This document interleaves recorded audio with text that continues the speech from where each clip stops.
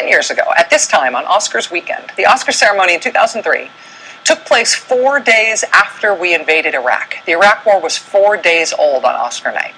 And the Academy Award that year for Best Documentary was given to Bowling for Columbine, Michael Moore's documentary about violence.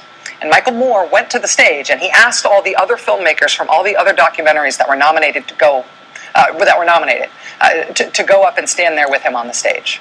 And Michael Moore, with the Iraq War 4 days old, said to the Academy Awards audience and to the national audience of millions of people watching, to a chorus of booing, Michael Moore stood up there and said at the Oscars, "I have invited my fellow documentary nominees on the stage with us. They are here in solidarity with me because we like nonfiction.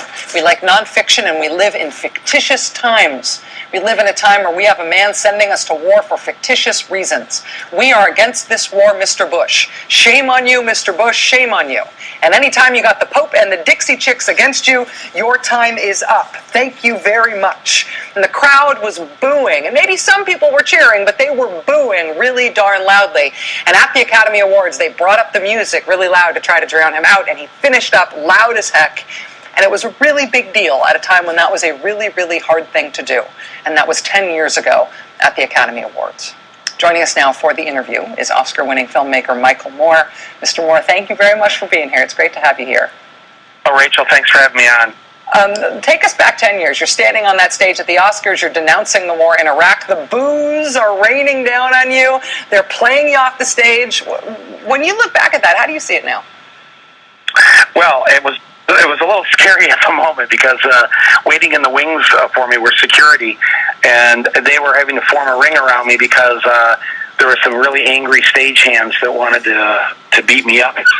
So they sort of whisked me away and got me out of there. And within the next few hours, the death threats began and continued for the next couple of years. So at the beginning, it wasn't very good. But now these days, I mean, people remember the speech and they thank me for it and they remember watching it and all of that. It was the fourth day of the war. I didn't know whether there were weapons of mass destruction or not. I just took a wild guess. Just my basic instinct that these people are essentially liars, and I'm not going to believe them. Was it a hard decision for you to make to do it? Did you know that you would get that kind of hostile reaction that you got in the immediate moment? No, I didn't. Because especially when I'm looking at the main floor, all the nominees, the actors, Martin Scorsese and Meryl Streep, they're all like applauding. I don't see nobody's booing me, but the boos are all coming from the balconies where the sponsors and the advertisers and the executives were all sitting. So it got pretty loud, and then I think they were afraid that some kind of riot was going to break out or whatever. But look, what you said in your setup is true. I think all of us will at some point probably come to a place in our lives where we're faced with a moment where are you going to follow your conscience or not? And I knew it wasn't going to be popular. I knew what the polls said that day, that 70% of the American public was against the war. You had the New York Times pushing the war. You had the editor of the New Yorker endorsing the war. The 29 Democrats in the Senate, even Al Franken, my good friend. These people all supported the war. So I was really out on a limb, and those who were there with me on that limb, knew what it felt like, and it wasn't good.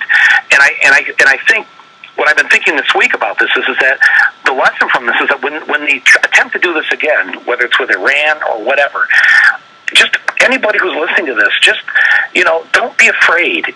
If you think you're right and you are following your conscience and you know you're right, stand up and say it. And yes, you're going to be alone for a while, but eventually truth will out. It will come out, and you'll be remembered for being on the right side.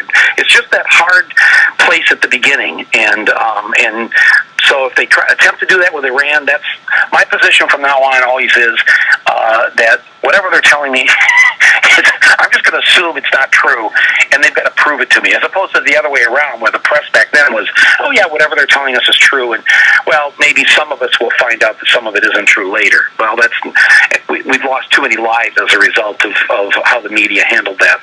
That's called healthy skepticism, and the size of the thing they're trying to sell is directly proportional to the size of the skepticism that should be considered healthy. Exactly. Michael Moore, thank you for what you did 10 years ago. I know it was hard, and I know you took a real hit for a real long time for doing it.